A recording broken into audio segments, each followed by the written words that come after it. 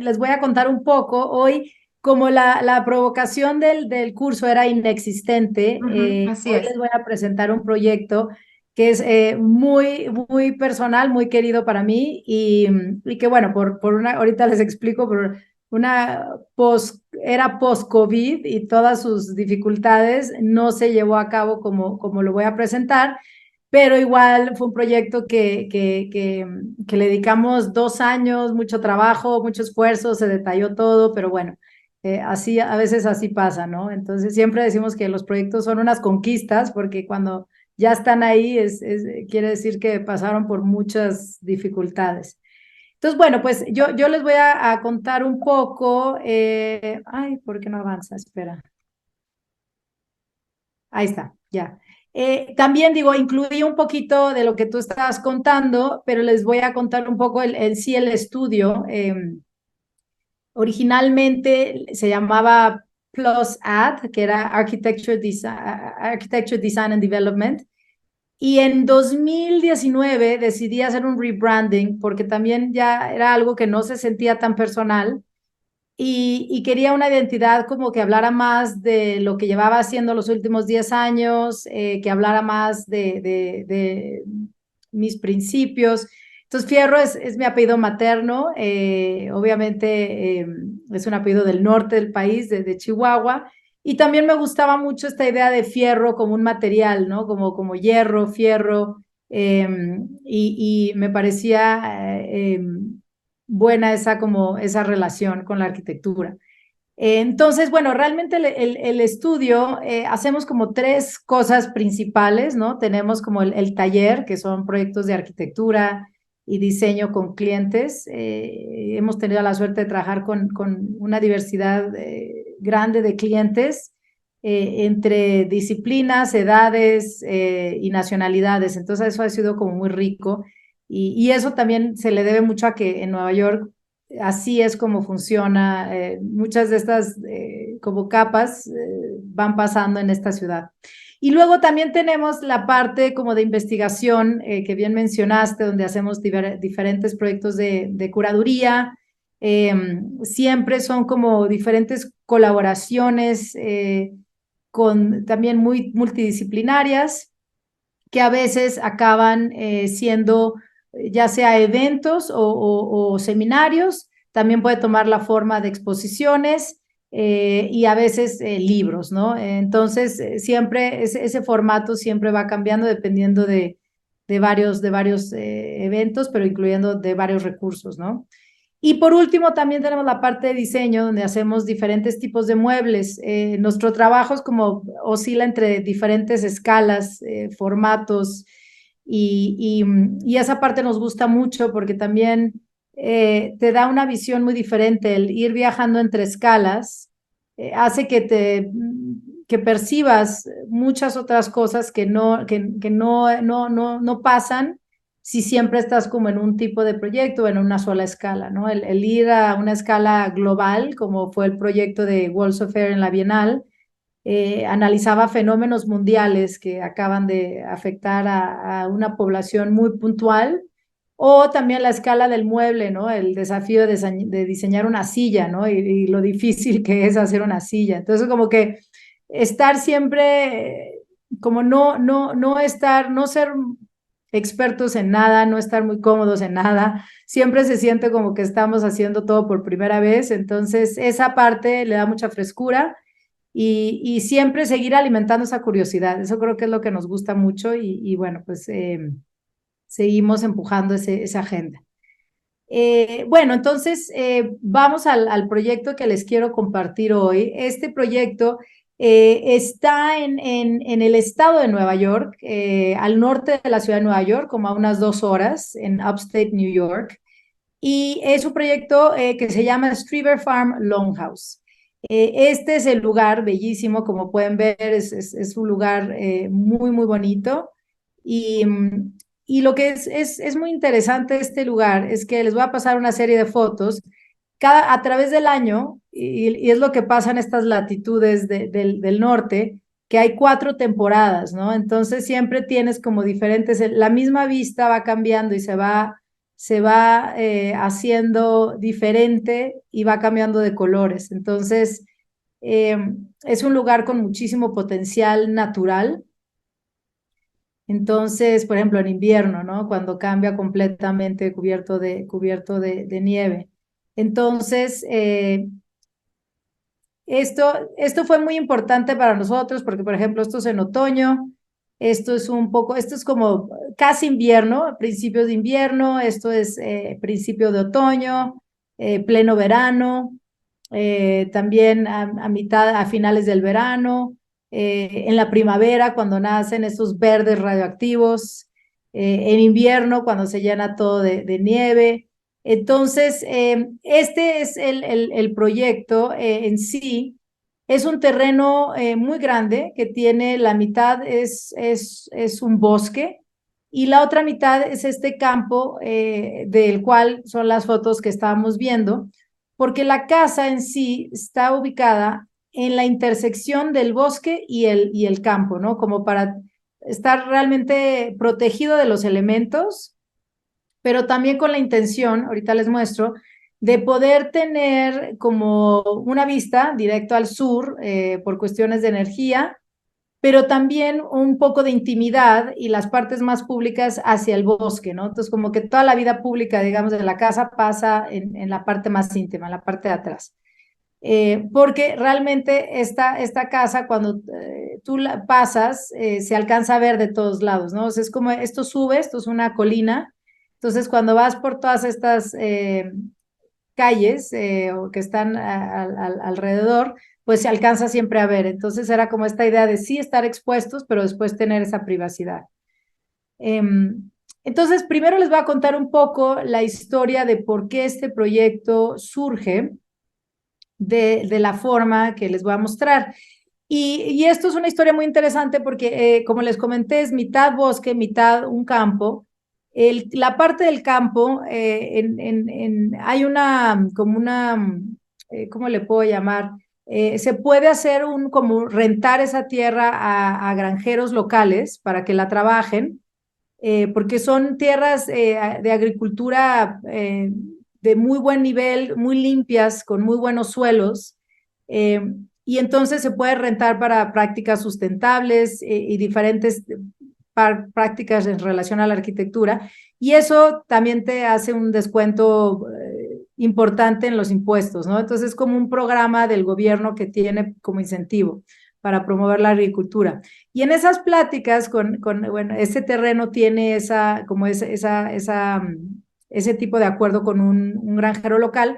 En una de las pláticas con el granjero que se ocupa de estas tierras, nos empieza a decir que cuando que la estrategia iba a ser levantar, no sé, los primeros 30 centímetros de la tierra para oxigenarla. Eso va a ser como la primera estrategia y después iba a ver qué tipo de cultivo se podía hacer para seguir manteniendo con, digamos, esa calidez de suelo que tiene actualmente. Pero en esas pláticas que decía que iba a rotar esa tierra, que estuviéramos muy atentos a recoger las flechas que nos vamos a encontrar. Entonces ahí me dio muchísima curiosidad porque dije, ¿cómo que las flechas, no? Porque enfrente, o sea, aquí déjenles regreso para mostrarles, cuando les mostré en esta parte, no sé si alcancen a ver mi mouse, ¿lo ven o no? ¿No ven mi mouse? ¿Sí lo ven?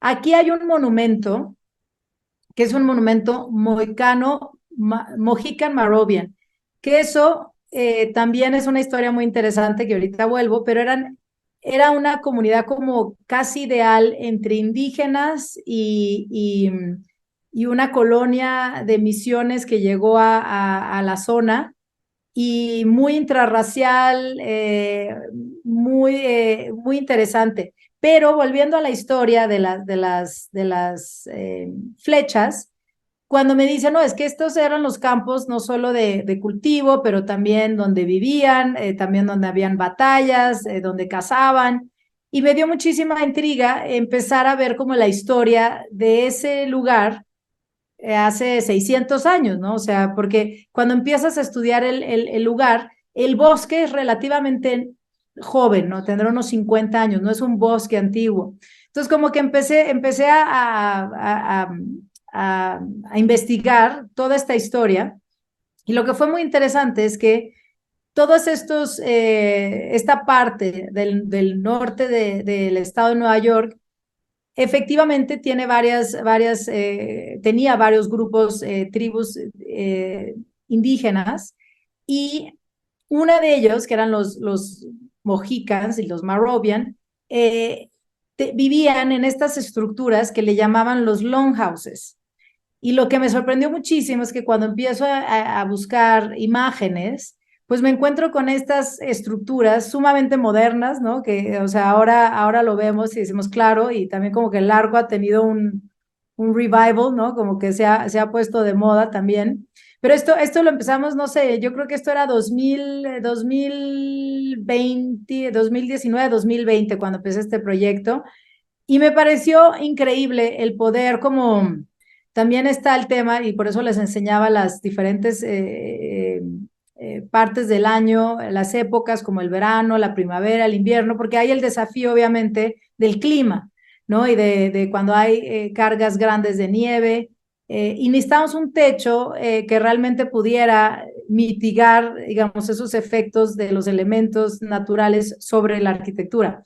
Entonces, todo como digamos, el ambiente construido de esa zona es siempre con techos muy inclinados y acaba siendo todo muy repetitivo, ¿no? Entonces, como que también dijimos, bueno, vamos a buscar algo que también conecte con la historia, que nos ayude a lidiar mejor con la nieve, con los vientos, con las lluvias, y también ver un poco hacia la historia, al pasado, para realmente hacer como una continuidad, ¿no? Entonces, eso fue lo que hicimos y como que fue muy gratificante el poder hacer una estructura pues muy similar para este proyecto, ¿no? Entonces, estos, por ejemplo, que están viendo estas imágenes, eran las aldeas de los Mohicans, donde en cada una de estas casas pues vivían varias familias, pero ahorita, por ejemplo, están viendo que tiene una fogata al centro, pero en muchas de ellas también había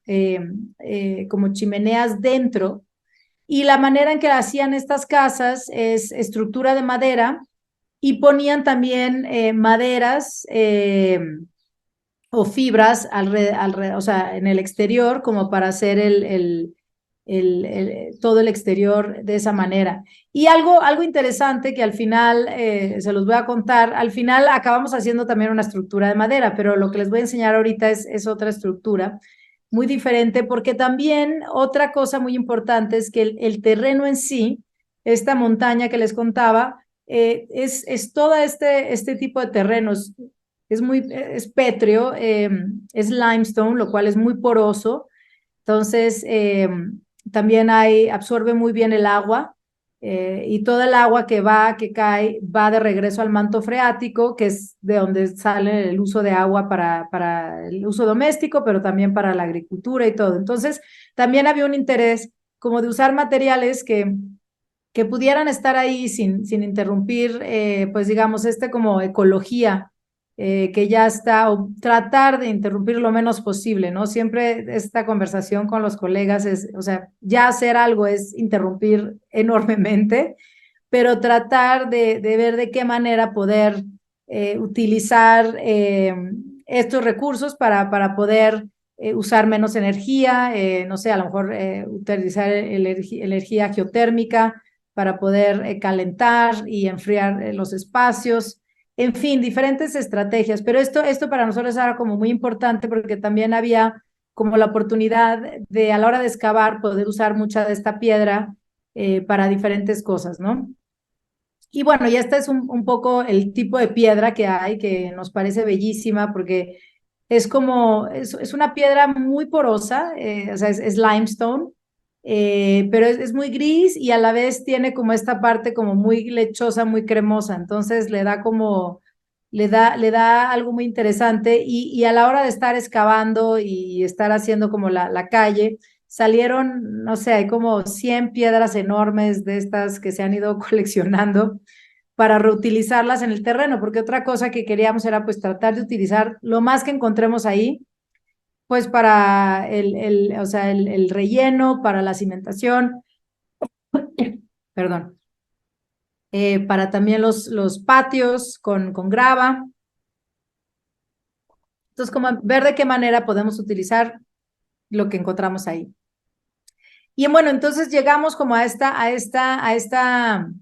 conclusión de hacer nuestro longhouse de una manera con una estructura más de nuestra época, para darles otra de estas, otros datos importantes, aparte del histórico que les contaba de los mohicanos, perdón, es que en esta región hubo obviamente un boom de construcción de ladrillo y antiguamente todas las casas se hacían en base a ladrillo y había muchas ladrilleras en la zona.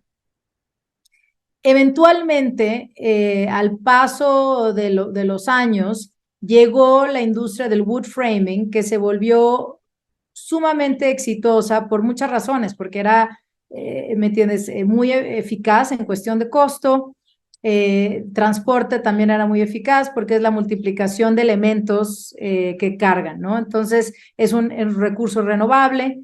Entonces eso causó que digamos, este material, la mampostería, el trabajo de ladrillo, se volviera sumamente caro. Se dejó de hacer casas, pero se mantuvo para toda la obra pública, en general para las escuelas. Entonces, como estas ideas que todos tenemos, ¿no? Este como imaginario de la escuela pública de Estados Unidos es construida de una manera que ahorita les voy a mostrar, que fue el método que nosotros aplicamos para este proyecto, porque al final obviamente necesitas una mano de obra no especializada, porque en Estados Unidos la mano de obra especializada es muy cara. Entonces, usar un sistema que sea pues conocido, pero que también puedas encontrar quien lo haga sin que sea algo único. Y bueno, también tratamos de encontrar ladrilleras cercanas. En Pensilvania había una ladrillera muy buena donde producía para Glengarry, que es una marca muy interesante de ladrillos.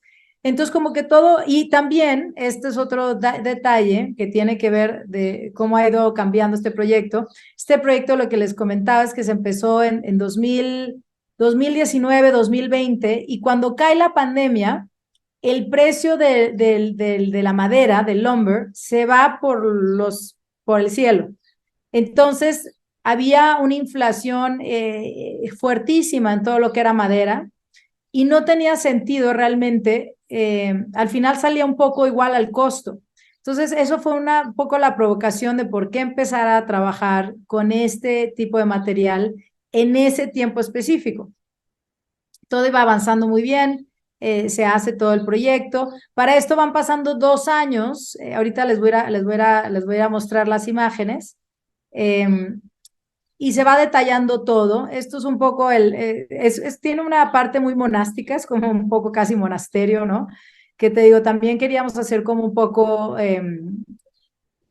homenaje, sí, a los longhouses, pero también homenaje a esta otra capa de todas estas ladrilleras y muchos de la infraestructura pública de estaciones,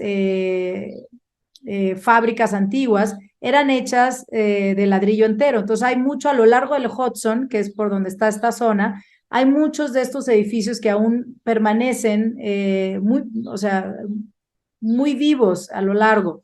Y hay varios que se han retomado y se han hecho de adaptive reuse, pero hay otros que siguen como en un abandono eterno.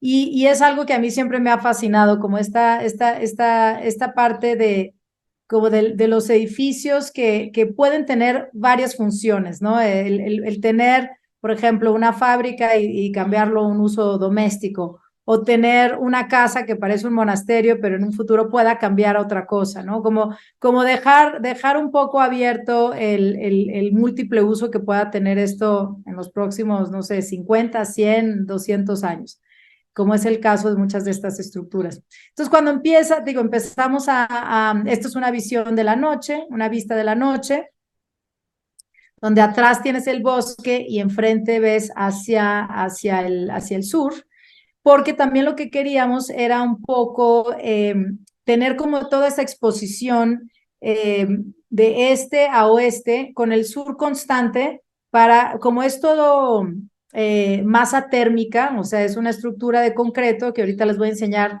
cómo es ese sándwich, porque para esas latitudes, con los desafíos del clima, pues la pared acababa siendo de, o sea, como de, pues, ¿qué te diré? Como de 60 centímetros. Ahorita les enseño. Pero es una estructura de concreto y después viene como forrada de ladrillo. Entonces, realmente toda esa masa térmica, lo que queríamos hacer era recibir el sol, digamos. En verano, por ejemplo, tiene estos arcos que sí sobresalían para bloquear, digamos, el sol que entre directamente, pero iba calentando todo el día y en la noche esa masa térmica deja ir el calor en la noche que nos ayuda también a calentar la casa. Entonces, digo, era como todo un sistema que trabajaba en conjunto eh, a nivel energético, usando los beneficios del material y tener como digo, esta exposición constante con el sur, más allá de tener una vista que es muy bonita, que es la que les enseñé. Pero digo, es como realmente considerar todos estos elementos para llegar a esta forma, ¿no? Entonces, y también la idea era tener como unos, te digo, pozos geotérmicos que pudieran reciclar. Cómo funciona el pozo geotérmico, son unas mangueras que bajan profundamente en este suelo poroso que les había contado, y cuando llegan a un manto freático, circulan el agua, usan o sea, el calor que está en esa agua y la recircula para poder hacer como todo un circuito en la losa de concreto que también tiene, digamos, calor para calentar toda esta estructura. Eh, entonces, bueno, por ejemplo, este es el axo que nos gusta mostrar porque, digo, es un sistema que funcionaba de la diferente manera. Es un sándwich, básicamente, donde tienes, bueno, sí tienes la losa, como allá se congela el piso, por código necesitas bajar 5 pies, bueno, entre 4 y 5 pies, que acaba siendo como 1,20 m, para poder estar abajo del froze line, porque si no se congela todo y no hay agua y no hay nada, ¿no? Entonces, esto tiene que bajar. Digo, está la losa, después viene la losa con la radiación, después teníamos un segundo piso y la estructura era de concreto. Y algo muy interesante que también me parece importante compartir de este proyecto es que, a diferencia de este país maravilloso que tiene una mano de obra muy accesible, pues estas bóvedas se hacen literal con cimbra, se cuelan y se hacen en sitio. Hacer algo de ese nivel allá sería sumamente costoso. Entonces, lo que se nos ocurrió fue reutilizar o usar los arcos de concreto pretensado que venden para hacer infraestructura de puentes. Entonces, empezamos como al revés, ¿no? Empezamos primero especificando y ubicando el arco de puentes que ya existía, el estándar, y a partir de ese arco diseñamos toda la casa para tener exactamente como ese arco que era el estándar, como le dicen, off the shelf, que podría ser mucho más accesible y realmente tienen un costo muy, muy atractivo. Entonces son 15 arcos que, aparte, inclusive ya vienen preparados. Es como un macho hembra que embonan, tun, tun, tun, tun, tun, porque así hacen justamente muchos puentes. Entonces, esa fue la idea y nosotros volvíamos a forrar ese arco. Entonces, también era como encontrar, vuelvo a lo mismo, métodos, obra local, métodos locales, y ver de qué manera podemos trabajar con lo disponible de la región, ¿no? De una economía en particular, como es el caso de Upstate New York. Entonces trabajamos, fue increíble porque trabajamos mucho con la compañía que hacía los arcos. Estaban tan emocionados que ya querían hacer albercas, querían hacer más cosas, porque dijeron, pues es que en ese sentido se nos abre toda la posibilidad, no nada más hacer infraestructura, ¿no? Como que hay digamos, todo un capítulo de diseño que no habían explorado. Entonces, esa parte fue como muy, muy interesante y podían también perforar tragaluces, ventanas, o sea, era como, es como muy, digamos, era accesible en ese sentido el poder trabajar con ellos sin que fuera algo completamente fuera de la realidad. Entonces, al final, digo, era todos estos elementos y un poco el corte, este era el corte que les estaba contando, que acaba siendo pues sumamente grueso porque para estas latitudes y por el clima, como acaba siendo, es que acaba siendo una estructura, sí, de 8 pulgadas de concreto, el muro de concreto con su cimentación, que baja los 4 o 5 pies, pero después viene el espacio que le llamamos el cavity, donde viene toda una insulación, ay, se me está escapando la palabra en español, la insulation, isolamento, ¿no? Es el isolamento. Eh, Cuando tienes estas espumas, EPS y todas estas espumas, que Estados Unidos ya necesita eso por los climas, porque te digo, oscilan, los cambios son muy radicales, o sea, algo que olvidé mencionar es que este lugar, en particular donde está este proyecto, es sumamente caluroso y húmedo en verano, pero en invierno es sumamente húmedo y muy frío en invierno y con las cargas de la nieve. Entonces, tienes que estar preparado para ese cambio radical y extremo en los materiales. Entonces, el esfuerzo del material es sumamente alto. Pero, aparte de eso, digo, se usa, que no lo usamos en México, pero o sea, digo, en la mayoría de Estados Unidos se usa estas espumas que acaban de siendo 3, 4 pulgadas, o sea, estoy hablando de 10 centímetros a 15 centímetros, solamente para poder, tienen una cuestión térmica para poder guardar la energía y el calor y mantener las temperaturas más constantes, si no sería una pérdida brutal. Porque, por ejemplo, el valor R del concreto y del tabique es bajísimo, entonces es necesario por código meter estas espumas. Y luego el exterior, ¿sí? Le llamamos aislante.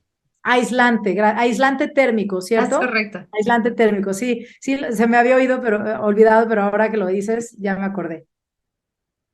Y bueno, finalmente viene también la capa esta de tabique en su exterior y ese es el sándwich, ¿no? Es realmente un sándwich, te digo, que acaba siendo, pues sí, de unos buenos, unas buenas 18 pulgadas que sí, sí hace, por eso les comentaba, esa exposición al sol hace que toda esta masa térmica acumule calor todo el día y en la noche lo que hacen es que la liberan. Entonces, eso te ayuda a calentar los espacios, aparte de, obviamente, tener, digo, en nuestro caso, la radiación, ¿no? Porque estamos hablando, ahorita, hoy, por ejemplo, hoy estaba checando y está a -11, hoy, este lugar. Entonces, pues sí, son temperaturas extremas.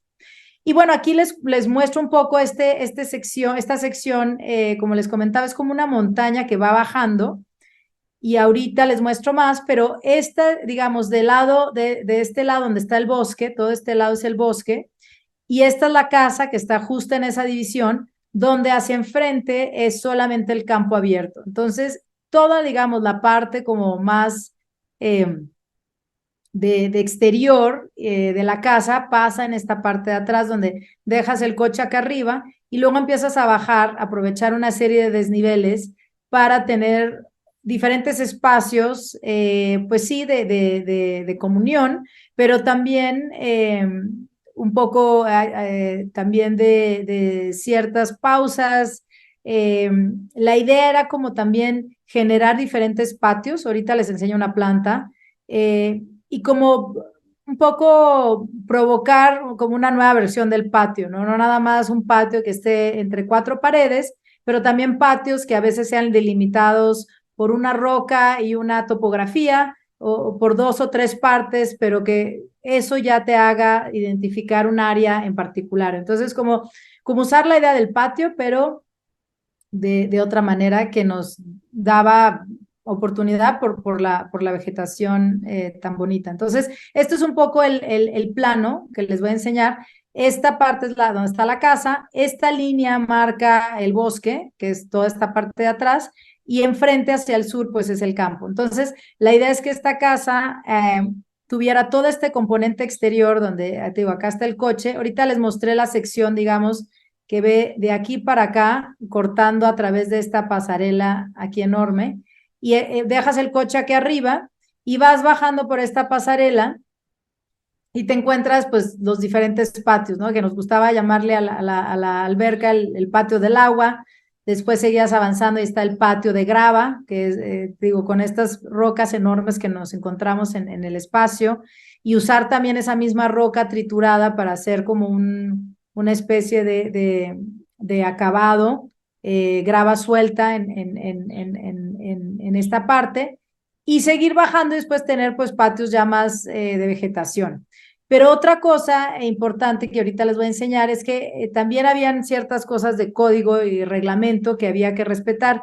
En el estado de Nueva York, cuando tú tienes una alberca, te piden que pongas como una barda como de 1,20 m todo alrededor por seguridad, lo cual hace que pues toda la magia se pierda. Entonces, aprovechando esa topografía, y ahorita lo vamos a ver mejor en algunas imágenes, lo que hicimos fue como empotrar la alberca a esta topografía, y la pasarela que va, o sea, siempre tú estás como 1 metro abajo, entonces lo empiezas a ver de arriba, pero luego se vuelve como si fuera un espejo de agua, y la única manera que puedes entrar a la alberca es por esta parte. Entonces, todo esto está como elevado y está lleno de vegetación. Entonces, queda empotrado, pero no se siente como esa reja. Y ahorita vemos unas imágenes para que vean lo que quiero decir. Entonces, te digo, usar la topografía también para poder librar cosas del código que nos pedían, ¿no?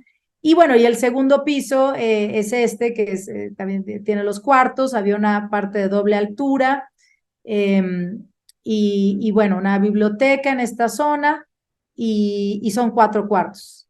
Este era el acceso, digamos, el acceso que tenemos 2 accesos, como el acceso oeste, que es de esta zona, y el acceso norte. Y vuelvo a las diferentes épocas del año. Este acceso oeste es, digamos, cuando es invierno, que es el más corto para estar más cerca de la casa, y el acceso, digamos, de este otro, que lo ven acá, el del norte, es para el verano, que sí puedes hacer como toda esta procesión a través de la explanada, abajo de la copa de los árboles, para realmente aprovechar. Entonces, tenía esa opción de siempre ir cambiando, aprovechando cómo va cambiando el espacio. Y también con la idea de no estar viendo los coches, ¿no? Como dejar los coches pues lo más lejos que se pueda, ¿no? Entonces, esta, digamos, es como la entrada más de invierno. Entonces, cuando llegas, obviamente, eh, llegas por esta pasarela aquí y entras directamente a la casa, a este pórtico que, te digo, viene este arco, y es una parte donde te resguarda de la lluvia, pero también ve hacia el oeste, entonces tiene todo el atardecer muy bonito, y podrías sentarte perfectamente en esta zona para ver, y arriba tiene la biblioteca que también vería hacia el oeste, ¿no? Entonces, esta es la entrada principal, siempre igual de cualquier acceso, o sea, tanto si te estacionas en el norte o en el oeste, todo el mundo se junta en esta pasarela y todo el mundo entra en el mismo lugar, ¿no? Esa era también como la parte importante, que todo el mundo entra en ese pórtico, que es este de aquí, y acá se ve en más detalle. Y te digo, usar como el arco, pues no nada más para la bóveda, pero también en ciertos muros, para realmente jugar con esa geometría. Este es digamos, el patio exterior, que es donde se pueden tomar alimentos en el exterior, también utilizando la forma de la bóveda, pero en una estructura mucho más ligera y sencilla de acero, como de invernadero, ya sabes, estos marcos que también son disponibles, y no son, o sea, no son hechos a medida, sino que los venden eh, para hacer invernaderos. Entonces usamos eso mismo para decidir el tamaño de la ventana y para hacer más con poco, ¿no? O sea, a tratar de usar las cosas que estaban disponibles para llegar a esto, a esta estética. Este es un poco como, digo, la parte viniendo de este patio de grava y más pétreo, y cruzando, esta es la pasarela donde todo el mundo se junta y entras a la casa, ¿no? Estos son unos de los espacios internos que siempre, por ejemplo, ven al sur, o sea, siempre hay esta idea de, es una casa lineal, muy sencilla en planta, pero la idea era siempre tener como ventanas que en su mayoría vieran al sur, pero también que empiezan a ver a diferentes lugares para darte la impresión que es como más grande de lo que es, o para siempre tener como ese descubrimiento hacia nuevas cosas. Porque el terreno es muy binario, ¿no? O sea, te digo, es bosque y campo. Entonces, como ver de qué manera también juegas con ese sistema binario para darle un poco más de riqueza. Este es de la galería viendo hacia la sala, que hay un gran librero donde está la sala. Esta es la entrada al fondo, se ve la entrada principal del pórtico. Y este es ese librero de la sala que también ve hacia el fondo. Y usamos las imágenes tal cual del sitio para que se diera realmente se sintiera que uno está ahí. Y el comedor también viendo hacia el sur, que estos son los arcos que les comentaba, que son como unos arcos que salen como 1,5 metros, justamente para evitar que el sol entre en el verano, pero sí en el invierno entra para poder bañar toda la loza con sol directo, y eso nos ayuda en cuestión de energía. Entonces, en verano protegen de que entre la luz del sol, pero en invierno sí dejan que entre. Imágenes de la cocina, del cuarto principal, que también es la vista tal cual hacia el este, donde sale el sol. Entonces nos parecía interesante tener, digo, como algunos de los cuartos hacia el este activados por el sol al amanecer. Y el patio del agua, que les digo que es una alberca, pero nos gusta decirle el patio del agua, que esta es la parte donde por aquí vas caminando, aquí está la pasarela, que es como 1,20 metros abajo. Entonces la única parte por donde entras es aquí. Entonces quedaba muy bien porque quedaba como pues como un tipo, eh, una piscina elevada, o sea, pero va empotrada en la topografía. Entonces acá abajo sí logras ver como un muro, pero acá realmente estás a nivel, ¿no? De entrar directamente. Y ya vas bajando por esa plataforma. Eh, Esta es otra de las vistas hacia el otro lado, donde te digo, llegas acá, atrás de este muro estarían los coches, y dejas estacionado y vas bajando, tun, tun, tun, tun, tun, y aquí ves a la persona que está siempre abajo del nivel. Entonces, como que de esa manera ya nos salvamos lo del código para poder solo entrar en esta zona. Y bueno, eventualmente aquí sí le tendrías que poner alguna protección para estar eh, eh, bien con el código. Y bueno, pues realmente ese es el proyecto. Gracias por su atención.